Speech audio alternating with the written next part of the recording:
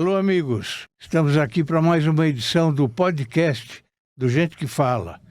Hoje recebendo com muito prazer o meu amigo Dr. Roberto Liviano. Como vai, Roberto? Tudo bem? Roberto Liviano. É uma honra, um prazer, Fausto, estar aqui com você. Parabéns pela sua caminhada, pela sua jornada como comunicador. Para mim é uma honra, um prazer e uma alegria estar aqui conversando com você no Gente que Fala. Alegria minha. O Liviano, para vocês ficarem sabendo, ele é professor, escritor, palestrante, graduado e doutor em Direito pela USP, articulista dos jornais O Globo e Folha de São Paulo, colunista do Poder 360, idealizador e presidente do Instituto Não Aceito Corrupção, procurador de Justiça do Ministério Público de São Paulo, membro da Academia Paulista de Letras Jurídicas e da Academia Brasileira de Direito Criminal. Tá certo? E amigo do Fausto Camunha. E meu amigo, com muito prazer. Aliás, você frequenta o Gente que Fala há muitos anos, né? O programa tem 25 anos. E durante uma boa parte desse período, nós tivemos uma parceria. Todas as quintas-feiras. Que uniu o Gente que Fala com o Ministério Público Democrático. Isso. Era o Gente do MPD que Fala. Isso. Né?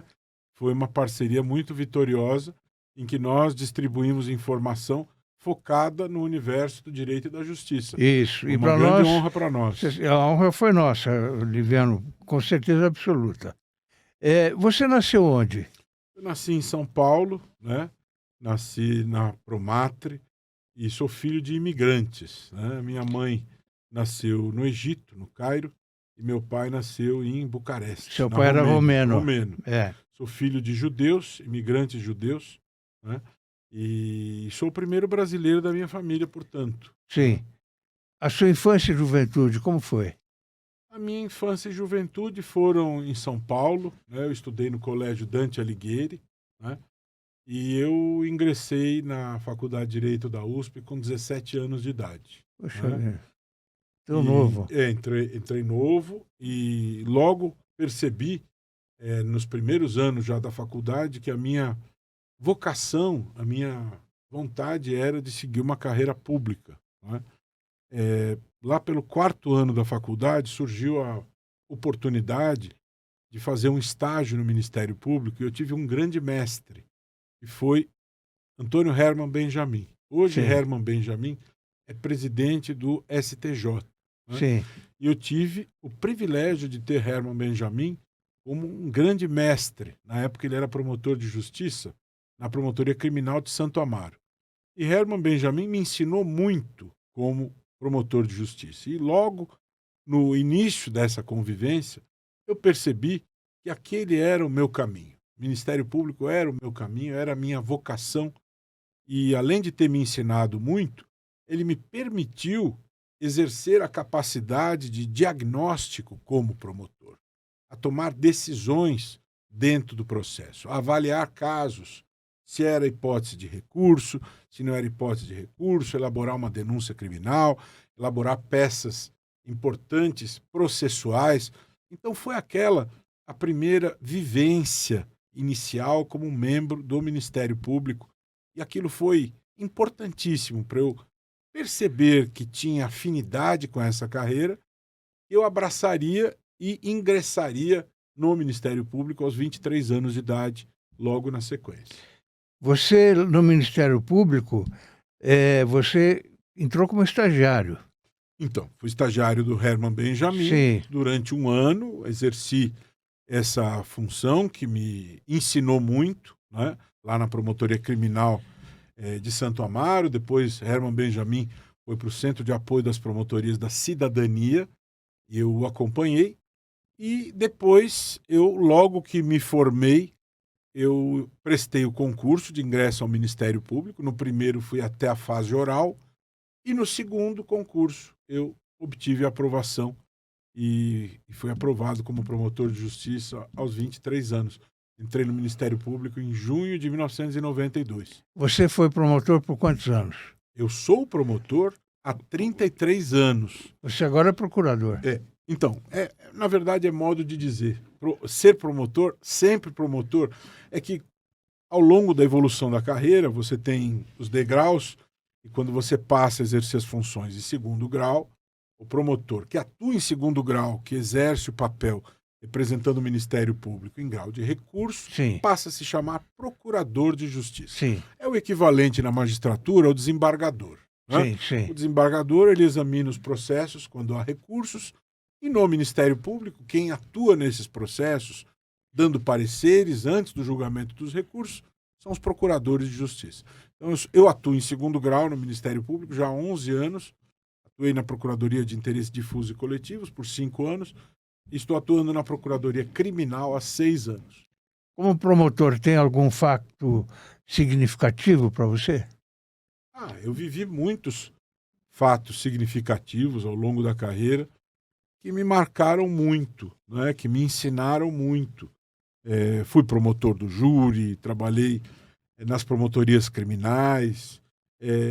Eu não acho que seja o caso de dizer de algo específico. Eu acho que a soma de todas as experiências foi muito rica. Durante 10 anos eu atuei no gabinete da Procuradoria-Geral de Justiça, junto com Luiz Antônio Marrei, que, na minha visão, foi o maior, o mais importante Procurador-Geral de Justiça, uma grande liderança do Ministério Público, e aprendi muito com o Marrei, que é um grande amigo até hoje, uma pessoa extremamente visionária sobre o Ministério Público. Trabalhei também com o Procurador-Geral Rodrigo Pinho, com o Zé Geraldo Filomeno, e essa experiência de 10 anos no gabinete me ensinou muito, porque você tem uma perspectiva ampla, uma perspectiva estratégica da instituição. E trabalhei Sim. em várias funções, coordenando a informatização do Ministério Público, Sim, trabalhei na assessoria de comunicação e relações institucionais,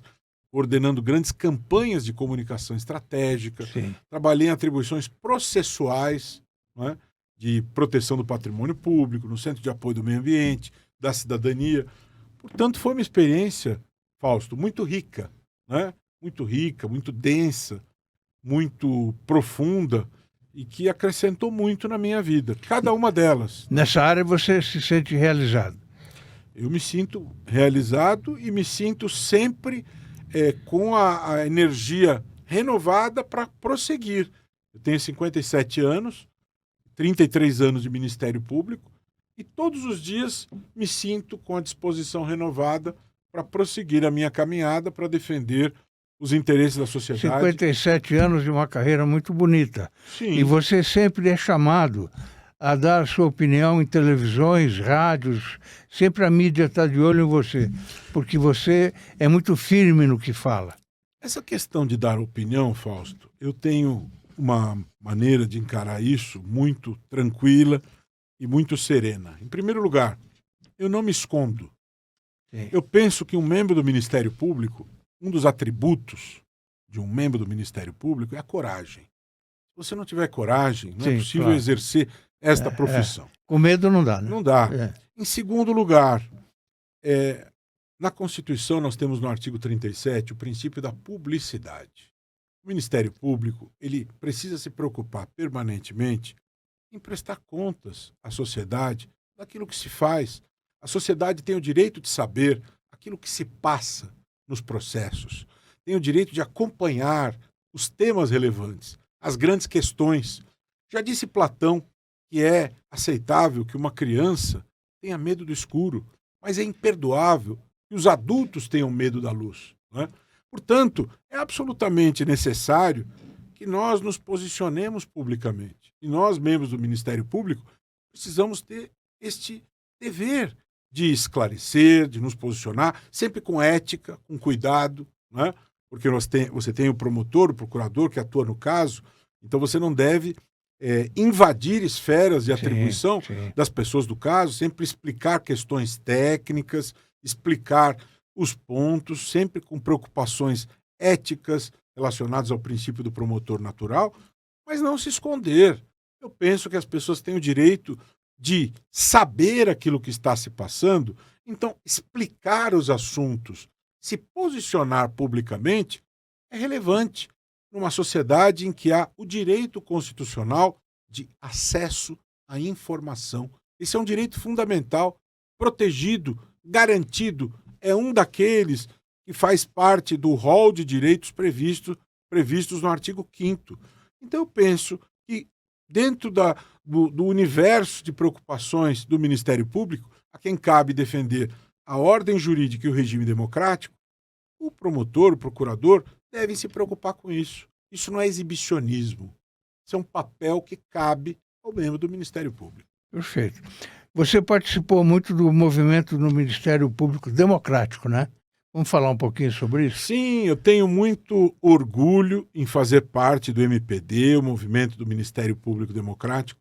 Eu ingressei no Ministério Público em 1992 e me associei ao MPD 5 anos depois. Portanto, com 5 anos de carreira, e desde então eu continuo sendo um membro ativo, participante, ativista do MP Democrático. É uma associação que tem a sua origem no movimento associativista democrático europeu, um movimento que nasceu na década de 60, nos anos 1960.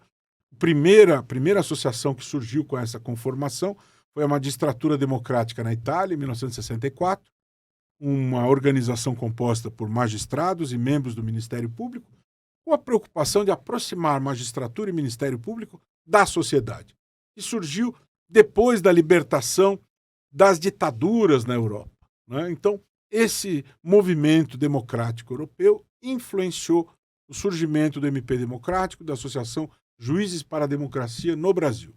Eu fui presidente em diversas ocasiões no MPD e nós fomos fundados em agosto de 1991. Eu tenho muito orgulho de fazer parte do MPD, nós nos posicionamos publicamente, temos projetos no sentido de nos aproximarmos da sociedade, publicamos livros, fizemos seminários, temos uma coluna no Estadão em que nós difundimos o pensamento democrático e tenho muito orgulho, muita honra em ser membro do movimento do Ministério Público Democrático. E você é colunista do Poder 360, do nosso amigo comum Fernando Rodrigues, Sim. com excelentes artigos.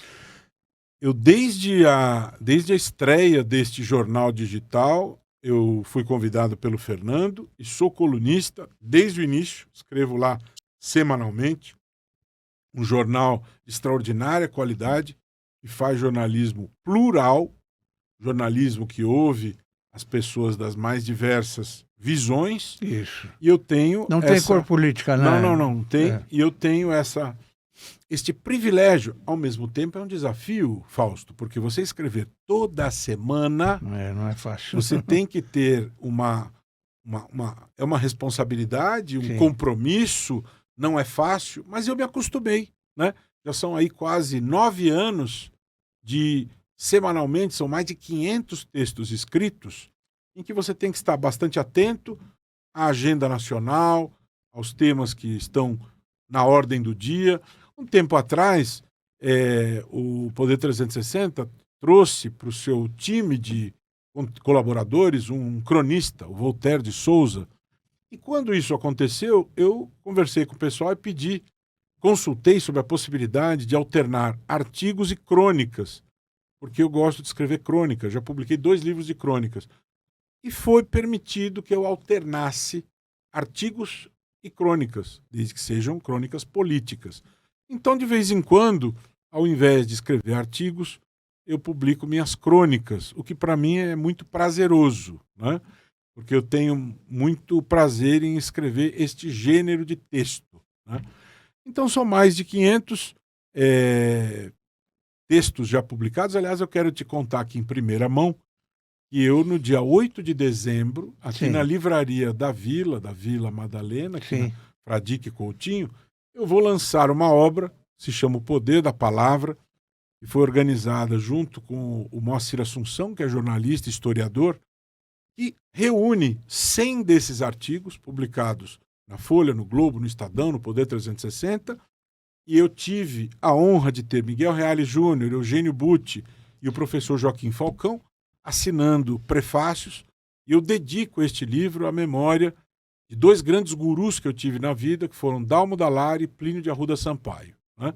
Então, o lançamento desse livro será no dia 8 de dezembro, das 18 às 22, lá na Livraria da Vila. Então, Livraria. você e quem está nos acompanhando estão convidados para o coquetel e noite de autógrafos deste livro. Iremos com muito prazer. O Poder da Palavra. Você vai ter que, daqui a uns anos, escrever um livro sobre a sua vida, né? Eu sou jovem ainda. Você é muito jovem, Fausto, mas vamos ver. O tempo dirá, né? O tempo é senhor da razão, o tempo dirá. Eu acho que ainda tem muitas construções a fazer, né? E eu me sinto muito disposto e animado para continuar a minha construção, né? Todos os dias. O Instituto Não Aceito Corrupção, Fausto, ele me desafia permanentemente. Nós temos projetos muito corajosos, muito instigantes, além dos desafios da carreira, mas o INAC, que hoje é uma OCIP, né, uma organização da sociedade civil de interesse público, completou em julho 10 anos de fundação, e a história do INAC, Fausto, é uma história muito bonita e muito nobre e muito rara, porque eu tive a alegria e o privilégio de ter sido orientado pelo mais importante jurista em atividade no Brasil, que é o professor Miguel Reale Júnior, uma mente privilegiada, né, que do alto dos seus 81 anos é um grande pensador, né? Nós temos ele, inclusive, como conselheiro do INAC, como nosso farol inspirador permanente, e o Miguel foi meu orientador no doutorado, né? Eu defendi meu doutorado 21 anos atrás, e o doutorado, normalmente teses de doutorado, geram livros. E é natural que uma tese de doutorado seja publicada. Por quê? Porque quem for pesquisar depois vai se servir de um conhecimento que foi construído, que foi sistematizado por alguém antes. Então, você produz conhecimento sequencial. Quem vem depois se serve de um conhecimento que foi organizado por alguém que pesquisou antes. Então, é importante que uma tese, que uma dissertação seja publicada, para que quem vai olhar aquele assunto depois possa se servir de algo que alguém já pesquisou antes. Mas no caso da minha tese, além de ter publicado o livro aqui pela Cartier Latam e na Europa pela Coimbra Editora, a tese gerou a fundação do INAC, que é uma organização que se dedica à pesquisa científica, à construção de uma política pública anticorrupção, à mobilização da sociedade e à educação. Né? É algo que floresceu, está vivo, é uma voz ouvida, relevante. E muito importante, claro. Integra a OEA, integra o Pacto Global da ONU, é uma voz muito respeitada, já publicou 5 livros, que são inclusive fonte de pesquisa até em universidades europeias, tá certo? É chamado em audiências públicas no Senado da República, na Câmara dos Deputados, é um player presente nas principais mesas que discutem a temática da integridade no Brasil e no mundo. E isso se origina de uma tese de doutorado. Ou seja, algo que frutificou, e Miguel Reale Júnior, do alto dos seus 81 anos, é o primeiro a estar presente nas reuniões. Ele vive o Instituto com amor. Aquilo está na agenda de vida dele. Ele propõe, ele pensa, ele organiza, ele é a estrela dos nossos seminários. E isso nos emociona, né? Porque isto está vivo, né? Nós temos um prêmio de integridade, estamos começando a organizar a 6ª edição do prêmio INAC de Integridade. A 5ª edição foi em junho, agora no Teatro Municipal. Lotamos o Municipal, 1.500 pessoas, apresentado pela Eliane Cantanhede e pelo Luiz Guilherme, com trabalhos extraordinários, propondo soluções inovadoras, criativas, disruptivas, para evoluirmos no combate à corrupção. Premiamos reportagens investigativas que desvendaram a corrupção. Na 3ª edição, por exemplo, Fausto, nós premiamos a reportagem do Breno Pires, que, num furo de reportagem, desvendou o orçamento secreto. Né? E nesta edição foram 21 trabalhos premiados nas 7 categorias: academia, tecnologia e inovação, experiência profissional, boas práticas de governança corporativa, jornalismo investigativo, jornalismo local, integridade no esporte. São 7 categorias uma grande riqueza de dinâmicas de trabalhos que contribuem para que nós possamos evoluir na promoção da integridade, na prevenção da corrupção, combate à corrupção, né? Então o Instituto é uma força viva, né? E se origina num trabalho científico de doutorado, mas que no dia a dia da sociedade contribui de maneira relevante para o combate à corrupção. E o Miguel, numa das conversas, propõe: Roberto, vamos criar uma nova categoria para o prêmio em prática. Vamos premiar quem, na área privada, na área pública, melhor implementa os trabalhos premiados nas edições anteriores. É uma ideia de gênio. Claro. Porque em vez de você ir atrás e trabalhar pela implementação do trabalho, a categoria cuida disso. Você premia quem melhor implementa. Você gera boa competição com a categoria do prêmio. Isso é a inteligência, a genialidade de quem pensa fora da caixinha. O Miguel colocou o ovo em pé. Essa é a categoria em prática, que nós já fizemos menção honrosa na 5ª edição e que vai virar categoria na próxima, cuidando de concretizar, de tornar realidade, de tornar até política pública os trabalhos que nós selecionamos através do prêmio. Tornando aquilo escala, tornando aquilo política pública, prevenindo a corrupção, combatendo a corrupção a partir das ideias selecionadas pelo prêmio. A corrupção corrói, né? Como é que você diria para a gente, para o nosso espectador, sobre a corrupção do passado e hoje? Fausto, entrando no tema da corrupção em si, o que eu acho importante destacar? Em primeiro lugar, quem disser que sabe com minúcias que nós vivemos a maior corrupção da nossa história, ou este é o mais corrupto de todos, ou aquele, a meu ver, são impostores. Em primeiro lugar, porque nós temos um altíssimo índice de subnotificação da corrupção. Qual é a corrupção que nós conhecemos? É a corrupção, é o negócio sujo que não deu certo porque alguém delatou, porque não recebeu a sua parte. Sim. Nós só sabemos desta corrupção. Toda aquela corrupção que cada um recebeu a sua parte, ela fica oculta. Se fica oculta, nós não sabemos a dimensão dela.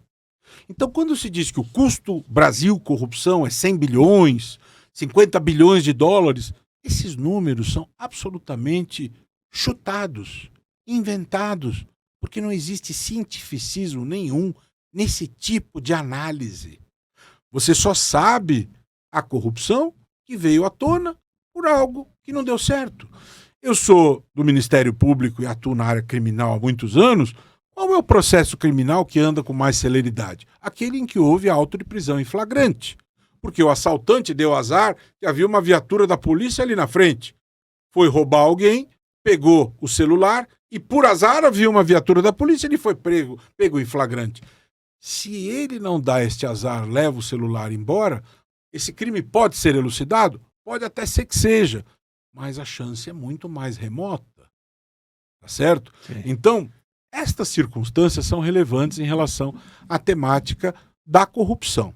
O que eu estou querendo dizer com isso? Em primeiro lugar, não acredito em impostores que se apresentam com capas de super-heróis e dizem que vão resolver o problema da corrupção.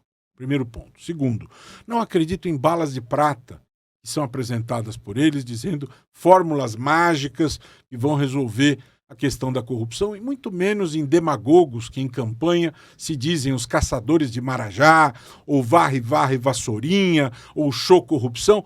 Tudo isso é demagogia barata para iludir um povo que é carente de heróis e que precisa deste trololó de campanha para votar. É um povo carente, é um povo que precisa viver de ilusões, mas, na verdade, corrupção se enfrenta com planejamento, com vontade política, não é?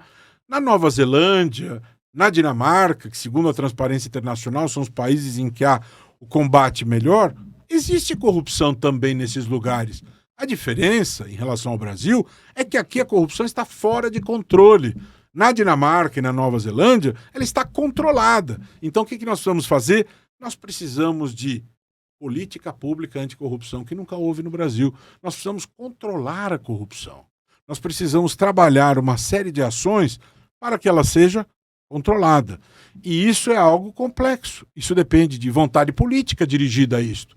Isso depende de investimento a médio e longo prazo em educação integral. Por exemplo, a Coreia do Sul, 3 décadas atrás, era um país com níveis altíssimos de corrupção. Houve investimento maciço em educação integral e a Coreia do Sul se transformou num país que tem um outro patamar em matéria de corrupção. Veja no que se transformou a Coreia do Sul, primeiro país de língua não inglesa que ganha o Oscar de melhor filme. Primeiro da história de língua não inglesa que ganha o Oscar de melhor filme com o filme Parasita. Isso nunca havia ocorrido, assombrando o mundo. Um país que tem corrupção? Tem. Os casos Hyundai, Samsung foram casos graves de corrupção. Houve, mas foi enfrentado. Houve punição. Houve consequências punitivas.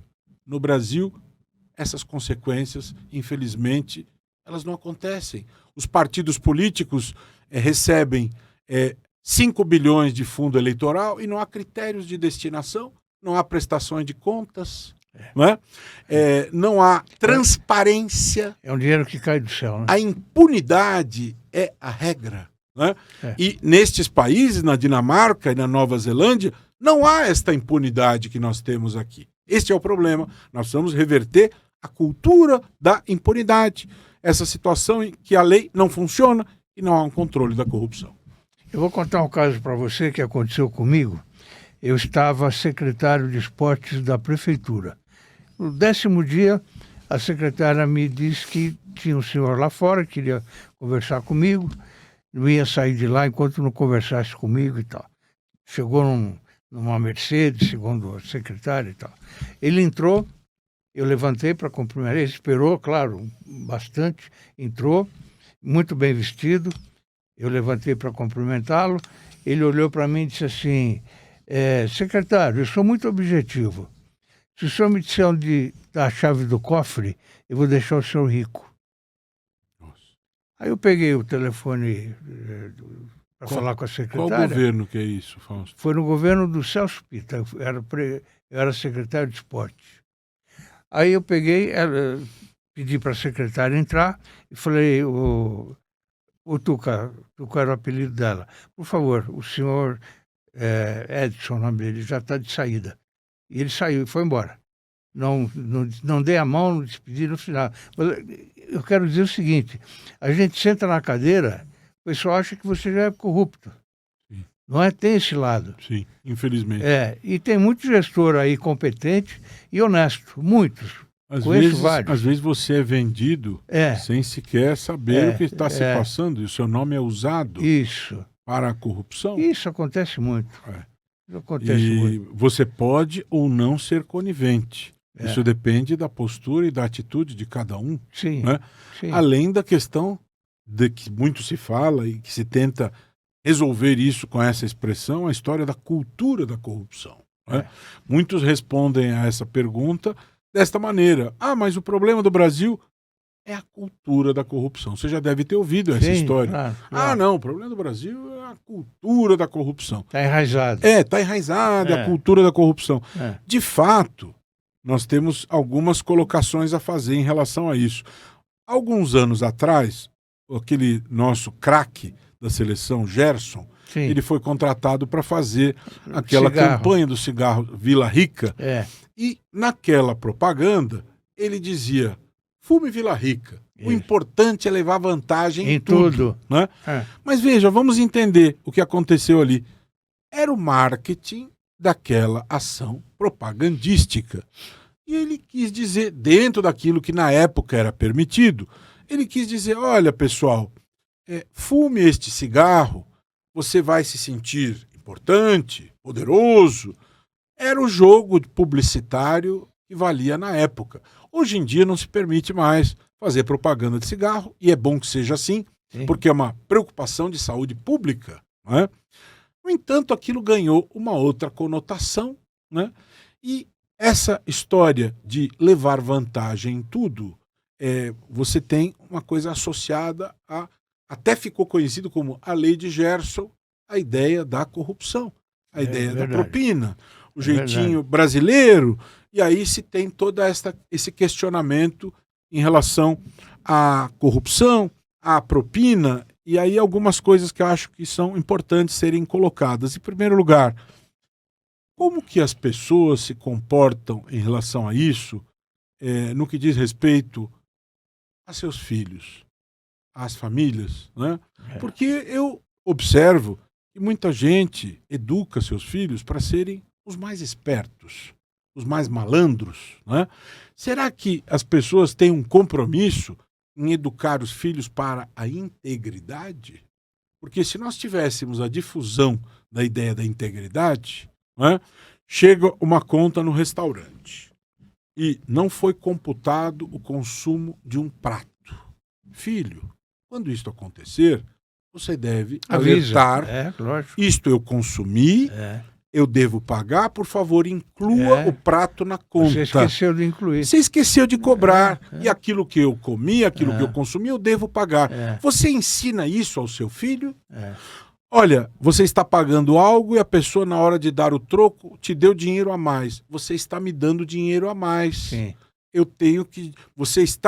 Eu tenho um valor aqui que não é meu. Eu tenho que te dar mais dinheiro. Você ensina o teu filho a devolver o dinheiro que você recebeu a mais? É. Ou você ensina, não, fica quieto.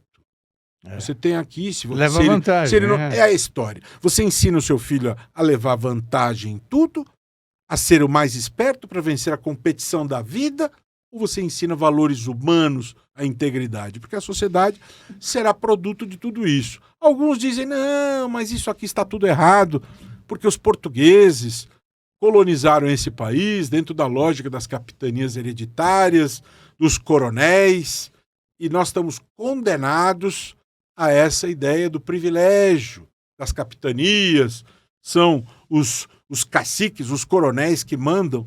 E aí eu gostaria de fazer a seguinte observação em relação a isso.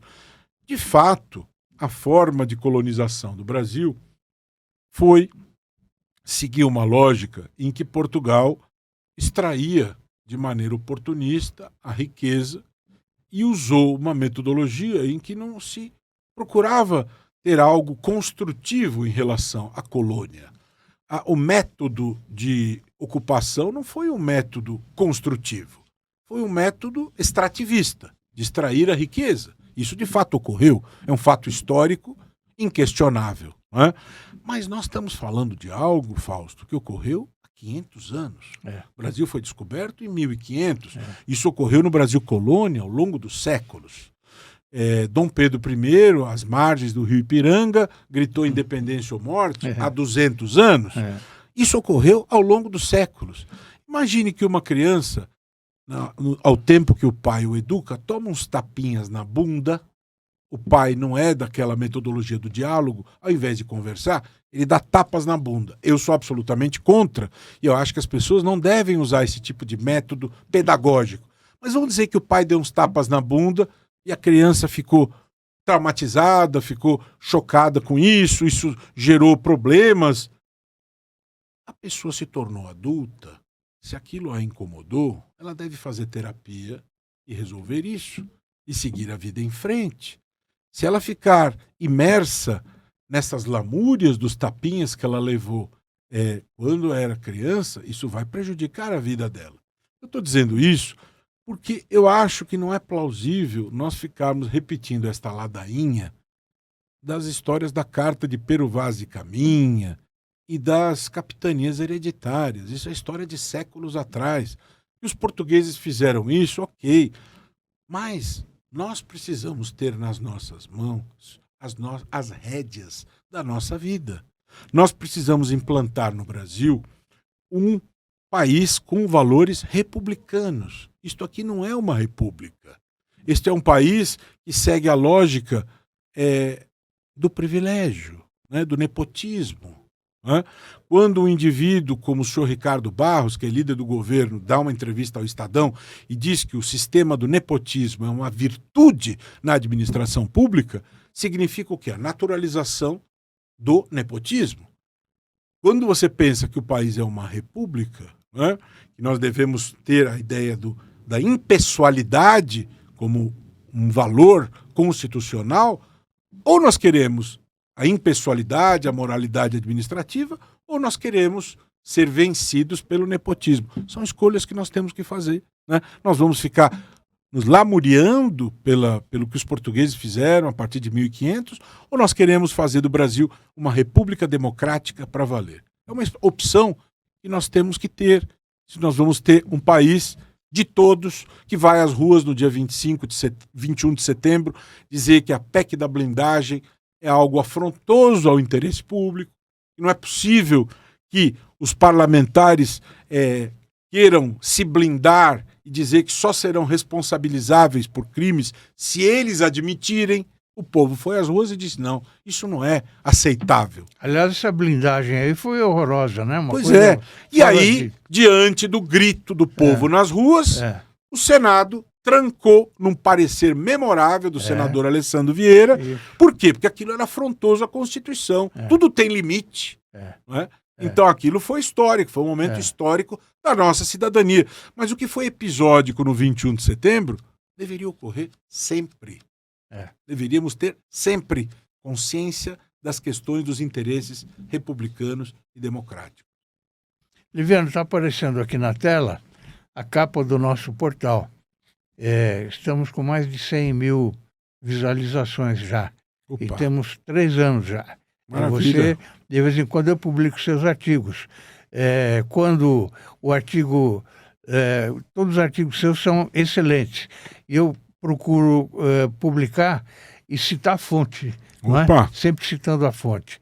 E quando você quiser escrever para o Orbis, eu não sei como você arruma tempo para escrever tanto, por falar nisso. É que eu gosto muito de escrever, Fausto. Gosto muito de escrever. Você escreve à noite, de manhã? Eu escrevo quando vem a inspiração, né? No começo era mais difícil, mas eu vou dizer a você que quando surge a inspiração e a ideia, normalmente o texto ele brota em 40 a 50 minutos. E floresce. Floresce, porque eu gosto muito de escrever. É um dos prazeres que eu tenho. Gosto muito de escrever. E tudo depende da maneira como você maneja a palavra, né? Eu gosto muito de escrever. Depende de você ter a ideia, de você focalizar o assunto e de você elaborar, manejar as palavras. Você, no passado, não teve nenhum lampejo assim de querer ser jornalista, não? Olha, eu acho que se eu não fosse do mundo do direito, eu acho que eu seria do mundo da comunicação. Eu não sei dizer exatamente qual profissão, poderia ser talvez publicitário ou jornalista, mas eu gosto muito do mundo da comunicação. Como é que você vê a imprensa hoje aqui no Brasil? Essencial para a proteção da nossa democracia. Não é possível termos democracia sem imprensa, né? E a imprensa, ela viveu uma fase difícil no anterior governo, porque era hostilizada no seu exercício cotidiano, inclusive atingiu o nível vermelho no ranking da Repórteres Sem Fronteiras, né? Felizmente, essa situação foi restaurada depois de uma fase muito difícil. Numa decisão histórica do Supremo Tribunal Federal, houve a responsabilização de golpistas, em que o Brasil entrou para a história do mundo como um país que tem a necessária rigidez do seu sistema constitucional em responsabilizar golpistas que tentam amesquinhar o seu Estado democrático de direito. Isso também atingiu a própria imprensa, né? Neste momento, óbvio que os jornalistas erram, são humanos, como eu erro muito, todo mundo erra. Mas os jornalistas são pessoas absolutamente fundamentais para garantir o direito de acesso à informação. Os jornalistas são pessoas fundamentais para manter vivo, intacto o Estado democrático de direito. E a imprensa no Brasil realiza um trabalho absolutamente importante nesse sentido. Eu durante a ditadura militar aqui no Brasil, você era bastante jovem, né? Eu trabalhava já em televisão. na TV Globo, na TV Bandeirantes, na Rádio Bandeirantes, na Rádio Jovem Pan, e em algumas emissoras você escrevia o texto e o censor ficava do seu lado e tinha que mostrar o texto para ele. Ele não sabia, entendia nada que você tinha escrito, mas tinha que passar por ele. Ele olhava e tal e deixava passar. Algumas vezes eu tive que ir responder na Polícia Federal por textos. Olha, uma das vezes eu citei o nome de um deputado cassado, que eu não poderia ter citado. Eu errei. Aí eu fui parar na Polícia Federal. Não tinha, por causa da citação. Por causa da citação. Não podia citar. Tempo sombrio, então foi um né? período muito sombrio. Deus queira que nunca mais volte, porque realmente é sombrio. Vamos falar, você é autor de 16 livros. Todos publicados no Brasil e na Europa também. Teve a minha tese de doutorado, foi publicado pela Coimbra Editora. Então, são livros, alguns que eu escrevi, outros que eu coordenei. Sim. A maior parte deles junto com a professora Rita Biazon, que aqui é nossa companheira do Instituto, né? E são livros, muitos deles tratam da temática anticorrupção, né? E agora vamos ter no dia 8 de dezembro o Poder da Palavra, que reúne os artigos, né? É interessante publicar esse livro que vai sair agora no dia 8. A ideia surgiu diante da seguinte questão. Por exemplo, os textos do Poder 360, Fausto, eles são publicados num jornal digital. Né? Então, a ideia é você permitir a coletânea disto, né? E o registro impresso, né? Sistematizados por eixos temáticos. Além disso, convidei o jornalista Moacir Assunção, porque 1/3 desses artigos eles recebem notas, comentários do Moacir, fazendo uma anotação do impacto que o texto gerou no debate público nacional. De que maneira a minha percepção impactou no debate público no Brasil. Eu até anotei para não esquecer.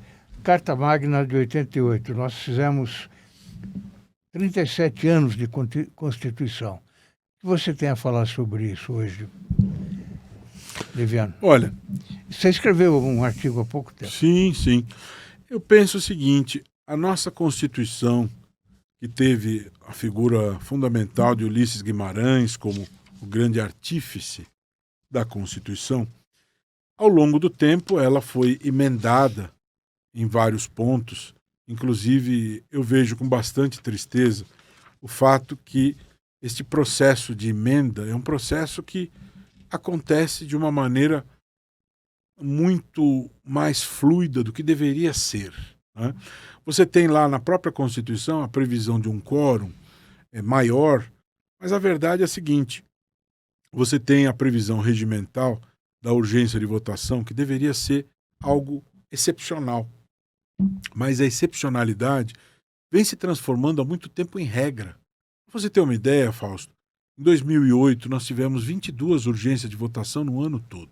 No ano passado foram mais de 400. Isso significa o quê? O que é urgência de votação? Urgência de votação significa não se realizar audiências públicas, não se submeter às proposições às comissões. Então, no caso da PEC da blindagem, por exemplo, que a Comissão de Constituição e Justiça do Senado, por unanimidade, arquivou. Por quê? Porque há afrontas gigantescas à Constituição. Esta proposição não foi submetida à Comissão de Constituição e Justiça da Câmara. Por que não foi submetida?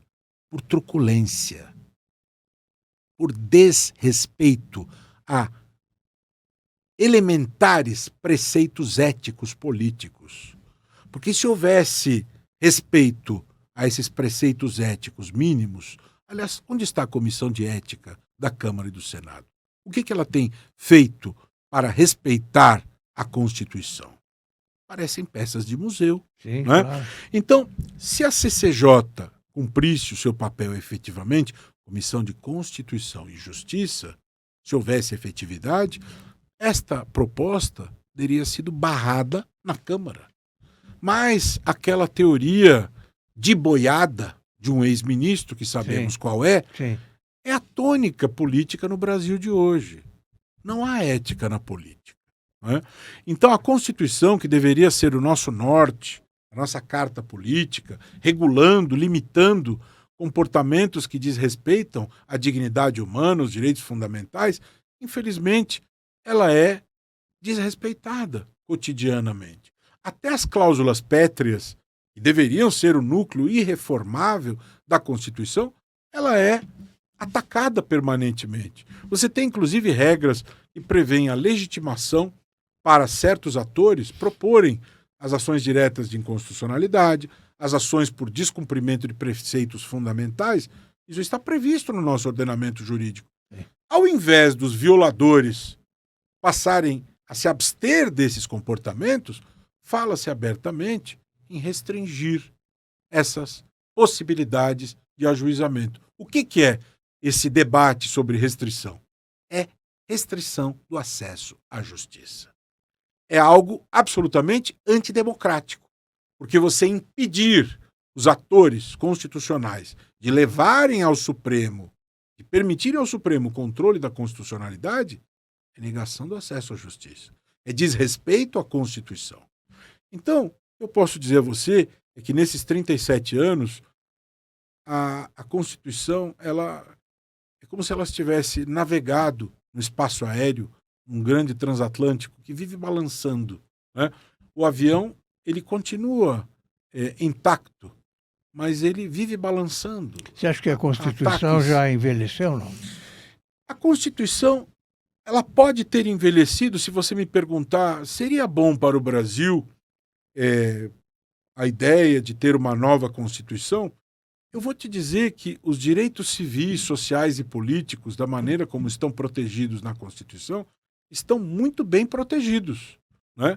Eu sou contra esta ideia de você começar do zero uma nova Constituição, porque a maneira como são protegidos os direitos é uma maneira importante. Se você, em tese, precisa fazer alguns ajustes, é melhor fazer esses ajustes do que você imaginar a hipótese de uma nova Constituição, do meu ponto de vista. Especialmente porque quando você pensa em fazer uma nova Constituição, Fausto, você sabe como esse processo começa, mas você não tem a menor ideia como isso termina. Porque a truculência pode nos levar a caminhos inimagináveis. Veja uma pequena amostra com a PEC da blindagem. Veja no que está se transformando a cena política no Brasil. Então você não sabe que tipo de coisa. A lógica da PEC da blindagem poderia significar: senhor Marcola, senhor Fernandinho Beiramar, sejam muito bem-vindos, tapete vermelho estendido aos senhores. Aqui os senhores serão intocáveis, não serão molestados, só serão processados se nós autorizarmos. Aqui os senhores são reis, nós mandamos aqui. Ninguém toca nos senhores. Não tem Supremo, nem o Papa coloca o dedo nos senhores. Aqui nós somos deuses. Nós mandamos, somos acima do bem e do mal. Essa era a PEC da blindagem. Isso é inadmissível diante do princípio da separação dos poderes. Isso é inadmissível diante do princípio da isonomia. Tá certo? São cláusulas pétreas. Sobre o 8 de janeiro, Liviano, como é que você analisa? Ziblatt e Levitsky, dois eminentes professores de Harvard, autores do best-seller Como as Democracias Morrem, estudaram a temática democrática, são professores de ciência política de Harvard, e eles nos trouxeram uma perspectiva muito importante sobre o mundo moderno. O que eles nos ensinaram, Fausto?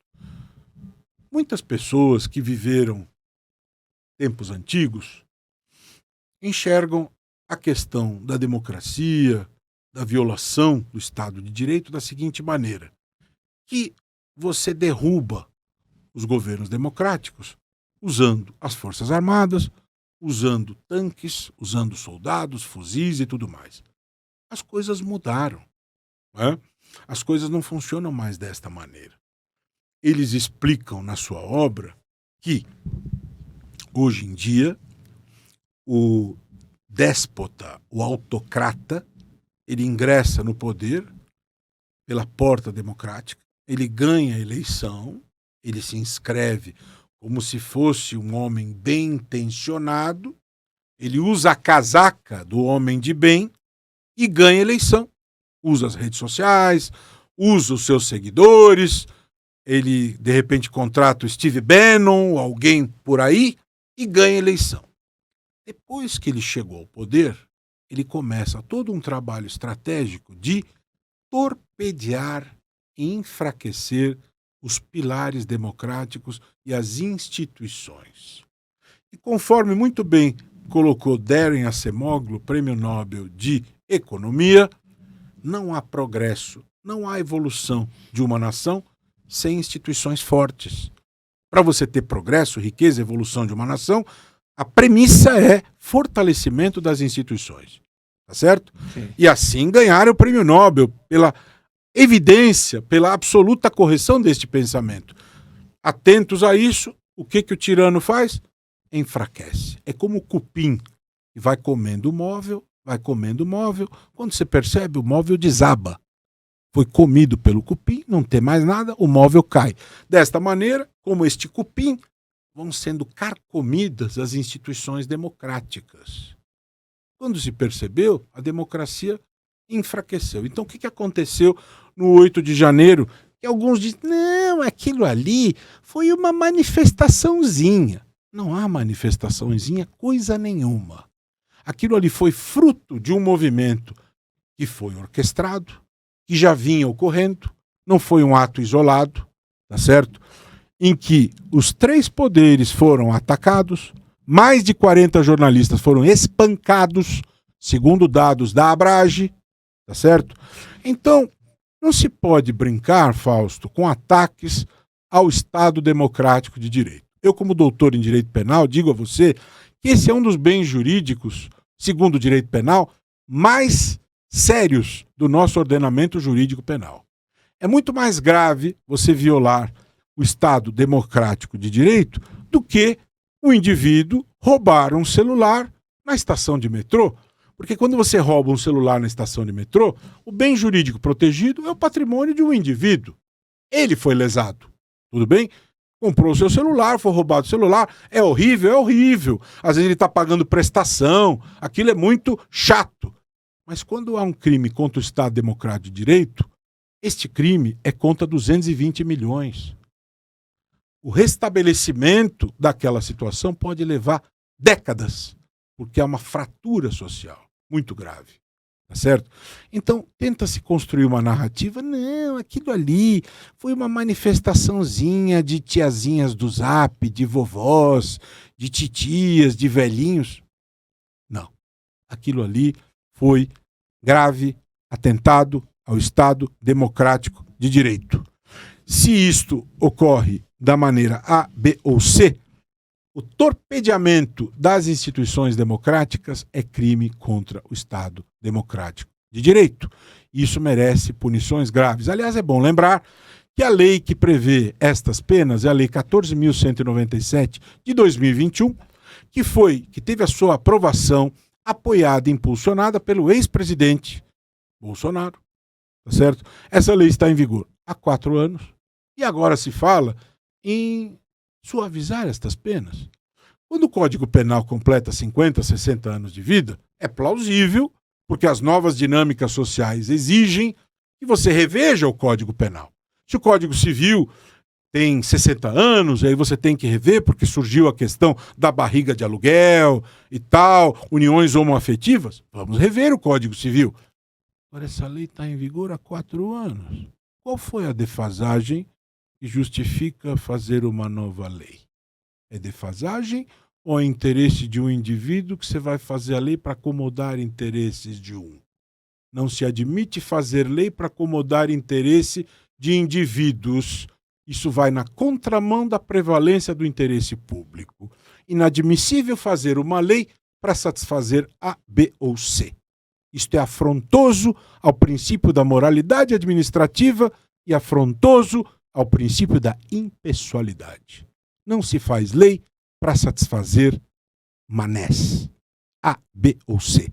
Lei é feita para resolver questões de toda a sociedade e não para agradar indivíduos. Você acompanhou essa adultização nas redes de redes sociais? Sim, eu penso que essa questão das redes sociais, da adultização e toda a problemática que gira em torno da regulação é um problema muito sério e muito grave. E como todo o problema sério e grave, ele não pode ser encaminhado e resolvido sem uma reflexão mais profunda de cientistas, de especialistas. Inclusive, existe um risco de deliberações autoritárias, né? Você não pode ser antidemocrático, mas você não pode ser irresponsável em relação a isso. É necessário estabelecer limites, é necessário saber ouvir a todos e encontrar um caminho, até porque, nos termos da própria Constituição, criança é prioridade absoluta. Isso está previsto na Constituição. Então, dar efetividade a esta norma da priorização absoluta da criança nada mais é do que fazer valer o texto constitucional. E regular as redes é dar efetividade à ideia de que o direito de um termina onde começa o direito do outro. Então é necessário que se caminhe pela linha da razoabilidade e do bom senso. Você é a favor da maioridade aos 18 anos ou não? Esse é um tema complexo e eu penso que se deve observar o seguinte em relação a isso. Quando ocorre um crime, um fato delituoso que envolva um jovem de 16 anos, um crime violento, as pessoas reagem preocupadas a isso e logo este assunto retorna ao debate, né? E uma coisa já digo de bate-pronto. Quando isto ocorre, não é um bom momento para o debate ser retomado, né?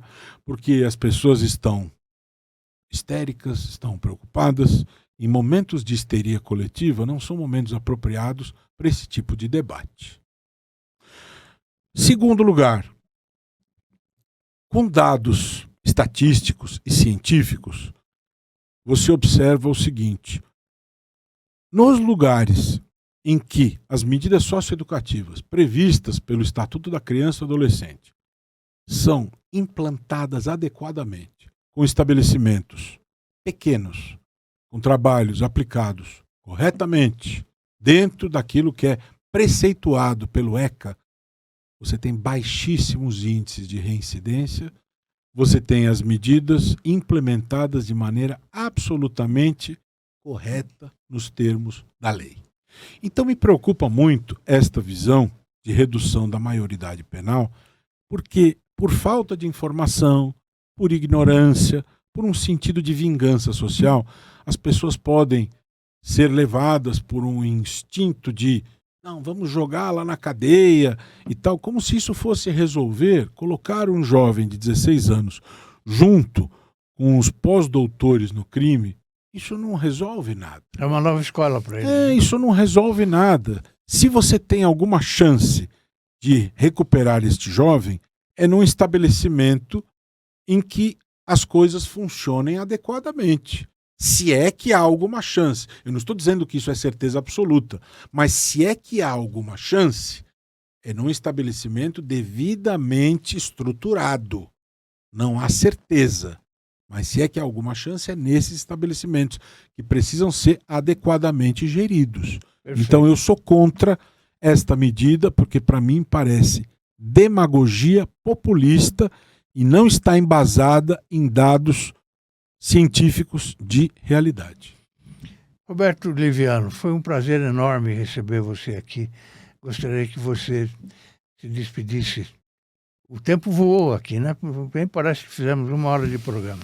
É sempre um prazer conversar sobre esses temas, sobre justiça, sobre Ministério Público, sobre comunicação, sobre combate à corrupção, e com você que sempre é uma pessoa extremamente gentil e simpática comigo. Eu quero me despedir deixando uma mensagem de otimismo, de alegria e de boa vontade com você que me escutou até agora e fazer um convite. Além do convite para o lançamento do livro, dia 8 de dezembro, das 18 às 22, na Livraria da Vila, Fradique Coutinho 915, quero te convidar a me seguir no Instagram, Roberto Livianu Oficial, e também Não Aceito Corrupção. Será um prazer que nós possamos nos conectar e continuar esse diálogo, né? Sigamos juntos por um país mais íntegro, mais justo, mais ético. Até breve. Espero que o espectador tenha adorado, como eu adorei, a entrevista com o meu amigo Roberto Liviano. Muito obrigado pela sua presença mais uma vez. E aos espectadores, até a próxima. Fiquem com Deus.